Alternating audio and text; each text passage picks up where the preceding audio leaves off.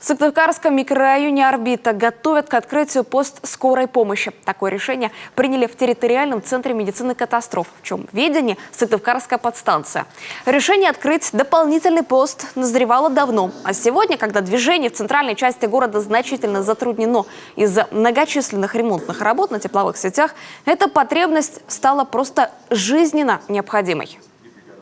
Большой куст с большим проживанием людей в «Орбите» у нас исторически был без приближенной скорой помощи. Мы надеемся, что после выполнения соответствующих ремонтных работ мы здесь разместим дополнительно 3 бригады скорой медицинской помощи, которые будут быстрее приезжать, прежде всего, жителям микрорайона «Орбита». Медики обратились к депутатам Госсовета Коми, чтобы те помогли решить вопрос с организацией парковки. Находиться новый пост скорой помощи будет в обычном Сыктывкарском дворе в одной из 9-этажек, а свободные места для автомобилей – большая головная боль любого городского двора.